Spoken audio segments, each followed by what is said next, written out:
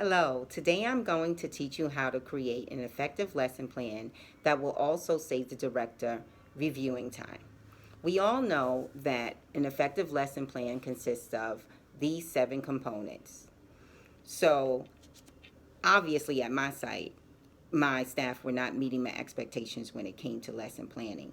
No matter what I did, one on one coaching, group coaching, PD every quarter, it didn't matter. I was still bogged down with lesson planning. So I created my 3 A's, and I am proud to say it is working for me. In the last 6 months, my lesson plans have been beautiful.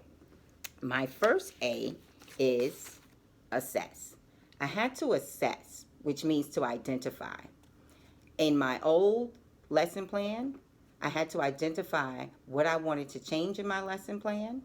I had to identify what I could change to save time, and I had to identify how I could reiterate my expectations for how the lesson plan should be done. My second A is adjust. Here is where you make your changes.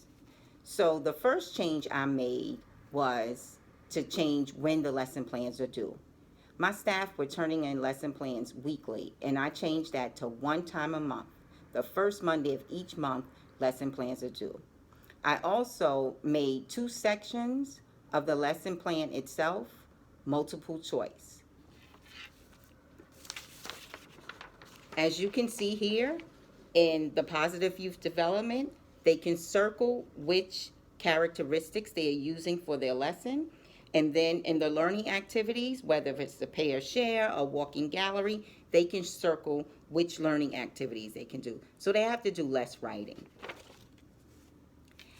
And then to reiterate the expectations, next to each component on the lesson plan, I put an example.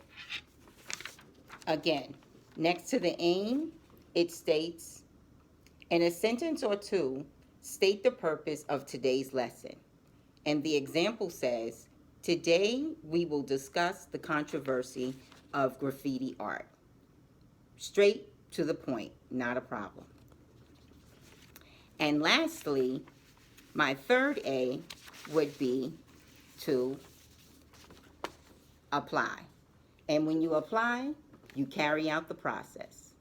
Again, I submitted this lesson plan, the new lesson plan, to my staff, and they carried it out. It looks great.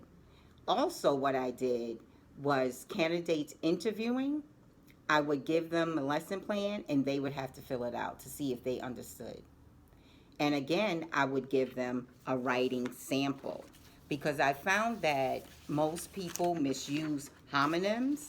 I have 12 misused homonyms here, and each candidate that's applying for a job, they would have to write a sentence to make sure they're right. So I have the 3 theirs, I have yours, I have the 3 twos, etc., etc. So how to create an effective lesson plan that'll save you time? A 1-sheeter, and use those 3 A's. Assess, adjust, and apply. Thank you.